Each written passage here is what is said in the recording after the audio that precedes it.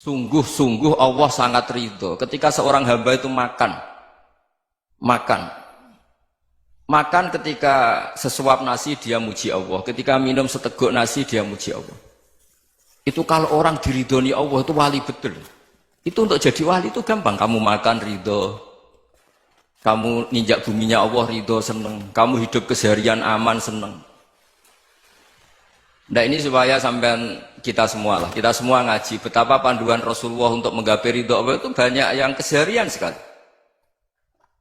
Saking kesehariannya banyak dalam hadis dan itu sahih. Nabi menyebut hal-hal yang keseharian. Hatta ma tas'alu fi imra'atika, kamu punya uang kemudian istri kamu bisa makan itu ibadah. Bahkan sebagian ibadah itu dicontohkan Nabi yang akhirnya diprotes sahabat. Yaitu wa fi buti ahadikum sedekah, kamu menggauli istri kamu itu ya sedekah. Sampai sahabat bilang yang benar ya Rasulullah. Ayati ahaduna syahwatahu wa huwa lahu ajrun. Masa urusan biologis, urusan syahwat kemudian dia dapat pahala. Nabi menjawab, alaysa lawadu'aha fi haramin akana alaihi wisrun. Bagaimana kalau dia meletakkan ke yang tidak benar itu kan dosa. Nah, hal-hal seperti ini yang saya ingin teman-teman semua. Saya juga agak ingin ngaji demi Anda juga agak ingin. Itu dosa sekali ngaji kok pesanan kelompok tertentu itu enggak boleh. Islam itu untuk semua. Jadi ya cuma karena di depan saya jenengan ya seakan-akan jenengan korbannya. Itu ada ilmunya dalam usul fikih itu. Jadi orang itu harus ngaji usul fikih. Nama yang disebut, mungkin Mas Sufyan masih ingat zaman ngaji usul fikih. Nama yang disebut itu tidak jaminan sebagai prioritas perintah. Jadi misalnya gini, kebetulan yang di depan Nabi itu Abu Dzar. Nabi ya bilang, ya Aba Dzarin ini uhibbuka misalnya, atau ya Mu'ad ini muhibbuka, atau ya Abu Hurairah ini uhibbuka misalnya. Banyaklah riwayat yang Nabi nyebut ya Aba Dzarin, ya Mu'ad, ya Abu Hurairah. Kemudian misalnya Nabi meneruskan khitab, ini uhibbuka, saya mencintai kamu, fakul dubur sholatin, atau sebagian riwayat disebut fala tada'an la dubura kulli sholatin, Allahumma inni ala dzikrika wa syukrika wa husni ibadatik. Saya mencintai kamu, siapa saja. Mu'ad bisa, Abu Dzar bisa sahabat. Saya mencintai kamu, mohon kalau habis sholat kamu jangan lupa wiridan Allahumma a'inni ala dzikrika wa syukrika wa husni ibadatik. Ya Allah, tolong kami permudah supaya mudah ingat engkau. Anda tidak bisa mentang-mentang, wong nama saya Parmin, nama saya Purnomo, itu yang diperintahkan Mu'ad misalnya. Jadi yang disebut satu, tapi khitab itu untuk siapa saja. Saya teruskan. Jadi saya mohon semua kita melakukan kebaikan itu kalau dalam kaidah fikih disebut al-yakin la yuzalu bisyak. Banyak kebaikan yang kebenarannya itu 100%. Tidak punya efek samping ke pihak lain, ke kelompok lain, ke komunitas lain. Yaitu tadi misalnya Anda makan dan itu murah sekali, hanya butuh satu piring. Setiap punyaan kamu muji Allah, setiap minum kamu muji Allah. Itu redaksinya Rasulullah SAW disebut Allah sangat ridho ketika seorang hamba makan, kemudian dia memuji Allah. Atau minum, kemudian dia muji Allah. Logikanya gampang, negara seperti ini yang kamu harapkan bentuknya kayak apa, mertua, ipar, komunitas, tetangga. Itu nyata terjadi, itu kan belum pasti. Sementara yang mesti terjadi adalah kamu butuh makan, kalau tidak mati. Butuh minum, kalau tidak mati. Butuh bumi yang nyaman ditempati, kalau tidak kita juga mati. Sebab itu Allah kalau menyebut nikmatnya itu hal-hal yang keseharian. Alladzi at'amahum min ju'. Allah itu siapa? Allah itu yang menciptakan kamu bisa makan. Tidak berlebihan. Allah itu yang menciptakan kondisi sosial itu ideal. Zaman Nabi itu ya ada orang munafik. Orang-orang pilihan Allah itu juga diuji orang sekelilingnya yang macam-macam. Semua diuji sesuai konteks zaman dan waktu. Nah, tapi ada ibadah-ibadah yang selalu disarankan Nabi. Sampai Nabi itu pernah ditanya, ayul islami khairun ya Rasulullah, Islam terbaik itu gimana? Jawaban Nabi itu unik. It'amut to'am. Islam terbaik itu ya makan-makan, santai-santai. Ketika Allah menyebut beberapa kebaikan, falak tahamal aqobah wa ma adrokan apa? Mal aqobah. Terusannya apa? Fakku raqobah. Terusannya apa? Au it'amun fi yaumin di masubah. Ya itu acara makan-makan itu juga Islam. Kenapa? Ya bayangkan kalau tidak ada makanan, kita mati kan? Kondisi sosial tidak ideal itu Anda masih gak apa-apa. Tapi kalau Anda tidak makan, Anda tidak minum, Kamu punya istri cerewet masih bisa hidup, punya mertua cerewet masih bisa hidup. Tapi kalau tidak makan bisa mati. Berarti penting mana istri sama makan? Penting mana? Makan. Semoga istri Anda dengar, nanti kamu disuruh makan tapi pulang deh. Itu kalau dibahasakan makan masih memahami. Penting mana nasi satu piring dengan istri. Nggak ada nasi mati, nggak ada istri belum mati. Penting mana? Gak berani jawab kan? Nah, ternyata Anda ada garang kan di depan istri. Jadi saya mohonlah, mungkin Mas Sufyan Sauri tadi yang bisa bantulah. Teman-teman tuh ngaji yang keseharian saja. Karena kita nyari ridho Allah itu berdasar firman Allah. Dan firman Allah itu menyebut keseharian tuh riang, gampang. Yaitu tadi misalnya wa min ayatihi manamukum billaili wan nahar. Termasuk ayat-ayat Allah itu kamu tidur. Maka dulu itu ada guyonan, ada tokoh Mu'tazilah, kelompok dalam Islam yang berpikir manusia itu bisa menentukan ikhtiarnya sendiri. Karena saya bisa duduk, ingin berdiri, berdiri. Karena kelompok ini nggak terima kalau semua kehendak Allah, nanti bagaimana kalau semua kehendak Allah kok ada hisab ya, ada sanksi. Lucunya itu, dia akhirnya, ini cerita ya, mencintai seorang perempuan, cantik sekali. Dan itu dia menjadi ahli sunnah itu oleh hal-hal yang sepele. Karena istrinya cantik, ya namanya suami istri itu hubungan intim. Terus ditanya, Mas, masih ingin lagi? Masih. Silahkan diulang lagi. Wah ya tidak bisa. Katanya manusia bisa menentukan yang diinginkan. Itu tobat itu. Itu nggak bisa ditobatkan Mas Sufyan Ats-Tsauri. Orang cantik yang mudah nobatkan orang itu orang cantik. Segampang itu. Akhirnya kita tahu, makanya kalau dalam kitab Hikam itu disebut al-aqil mayyakul madza yaf'alu wa hubi wal ghafil mayyakul madza af'al. Orang yang punya akal karena sadar ini wilayah Allah, semua milik Tuhan. Itu dia tiap hari berpikir, besok Allah akan melakukan apa terhadap dunia ini. Kamu merencanakan suatu mau plesir, ternyata gempa. Mau wisata ke Rusia, ternyata perang. Kamu tidak pernah tahu apa yang akan terjadi besok. Wa ma tadri nafsum madza taksibu ghadan. Tapi anda semua kita ini sering punya jadwal permanen. Makanya saya kalau diundang siapa saja, sana takdir. Yang jelas Gus ini acara penting. Ya masih acara penting nak pangeran ngersakno piye? Kowe ape dadi pangeran, kamu kok mau jadi Tuhan?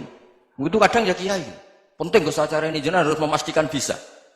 Loh kamu itu yang ngajarin tauhid, sesuatu itu biadillah kok bilang-bilang apa pasti. Kalau saya terus tak tobatkan kamu kata saya. Ya kalau gitu Gus bilang insya Allah. Wah itu hati saya, fisik saya, roh saya sudah bilang insya Allah. Tidak usah kamu latih kata saya. Nah hal-hal tauhid keseharian itu gampang sebetulnya. Wal ghafil yaqulu madza af'al. Tapi orang yang lupa Allah dia setiap hari bilang besok apa? Kita bisa melakukan apa? Seakan-akan dia itu aktor, dia penting, dia subjek permanen, dia. Padahal kita ini hanya objek kehendak Allah Subhanahu wa taala. Karena kita yakin sesuatu yang terjadi di alam raya ini kita tidak bisa apa-apa. Makanya saya sering ngaji, sering bilang saya, ketika Anda mensifati Allah, Dia yang menghidupkan. Sudah itu tanamkan sehingga ketika kita mati santai saja. Kenapa santai? Allah punya cara menghidupkan kita. Zaman kita hidup juga gak tahu caranya ngelola jantung, ngelola paru-paru. Kamu juga gak tahu ngelola oksigen yang tidak beracun, tidak ngandung polusi. Tahu-tahu hidup. Gak ingin tua ya tahu-tahu tua, gak ingin mati tahu-tahu mati. Selama ini kita hidup juga agak tahu apa sebetulnya.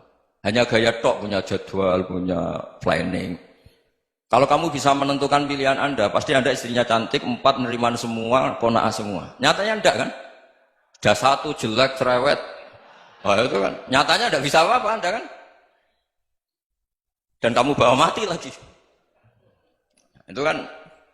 Istri Anda juga gitu, punya keinginan, punya suami yang ganteng, yang jabat, yang riman, yang enggak poligami. Ya tidak kesampaian juga.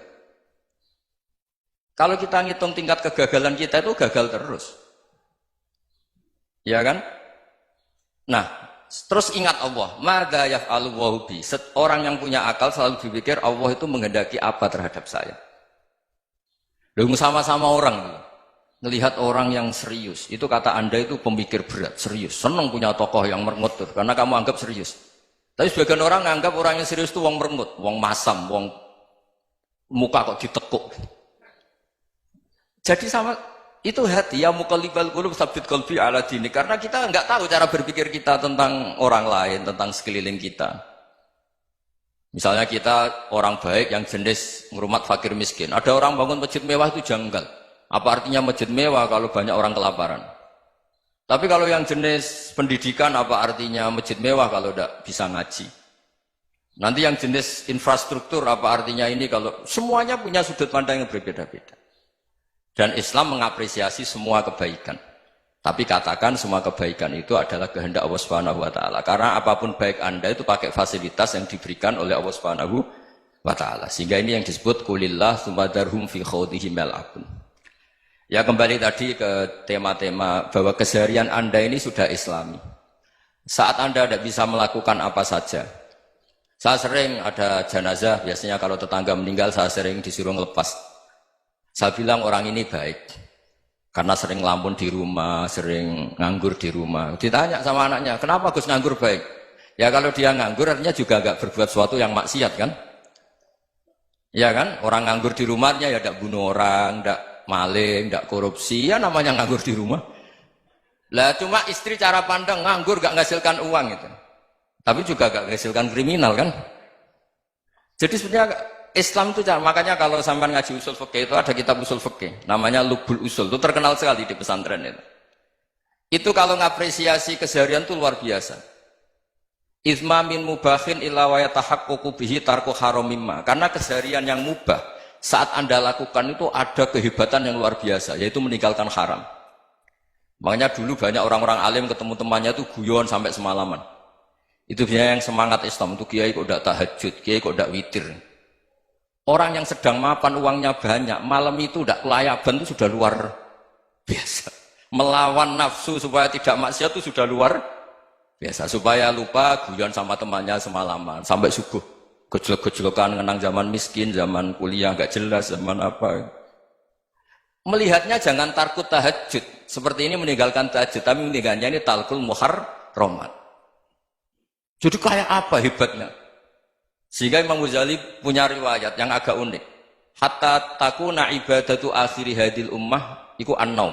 Sehingga suatu saat ibadah terbaik umat ini itu tidur. Itu kan riwayat kontroversi. Ketika Imam Ghazali tanya, kenapa iya? Kenapa kamu mulai keluar dari rumah itu sudah banyak maksiat? Melihat perempuan yang enggak mahram, melihat fenomena. Tapi kalau kamu tidur itu enggak melihat apa-apa. Tapi juga kamu jangan menganggap tidur itu ibadah betul. Saatnya melakukan fardu ain malah masih tidur. Tapi itu sudut pandang yang menjadikan kita Islam itu gampang. Jadi saat Anda tidak bisa aktivitas apa-apa, misalnya ada beberapa orang yang lumpuh. Lumpuh itu memang nggak bisa Jumatan, nggak bisa ibadah, tapi dia juga nggak bisa maksiat. Tidur itu memang Anda saat itu tidak bisa tahajud, tidak bisa witir, tapi saat itu ada zina, ada maling, tidak gosipkan orang, tidak bully orang, tidak menanamkan kebencian, tidak hasud.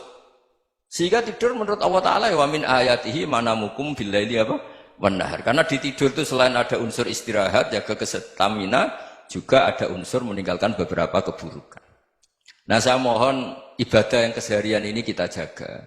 Supaya kita semua baca ayat itu fasih. Fasih itu tertanam di hati. Allah itu siapa? Alladzi at'amahum min ju'i wa amanahum min khauf. Dan Allah kalau cerita di Quran itu anna subabnal ma'a subba thumma syaqaqnal ardhan wa syaqqa fa ambatna fiha habba wa inaba wa qadba wa zaituna wa nakhla wa hadaika hulba. Kamu tahu saya ini siapa, kata Allah. Saya ini adalah Tuhan yang menurunkan air, kemudian ada tanaman banyak. Habba wa inaba wa qadba, ada zaitun, ada tin, kalau orang Jawa mungkin ada tela, ada padi, ada mangga, ada pisang. Sudah. Wa inaba wa zaituna wa nakhla wa hadaika hulba, ada perkebunan yang lebat. Tujuannya apa? Mata Allahkum, silahkan kamu pakai, kamu nikmati. Tapi karena kadang kita ini punya ide-ide besar. Tadi untuk syukur saja nunggu punya istri riman, rumah baik, tetangga baik, komunitas baik, semuanya baik baru syukur. Lama-lama nanti ada di surga, syukurnya nunggu surga paling kelas A. Itu sudah ada yang menghuni Rasulullah, kamu nggak boleh di situ. Masa untuk syukur saja? Repotnya Masya Allah. Jadi mohon Quran yang kalau Anda hafalkan juz sama itu kan ada ayat-ayat yang kayak tadi. Ya, fal yanzuril insanu ila ta'ami. Coba lihat Apa yang kamu makan ya? Dari mana? Dan untuk mempertahankan hidup kamu keseharian. Jadi jangan kira ibadah itu harus membentuk komunitas yang versi Anda. Ibadah itu harus yang hal yang mulu-mulu. Kesehariannya Anda alami. Loh ini saya tidak bikin-bikin. Saya ngaji bukan karena berdasar pesanan.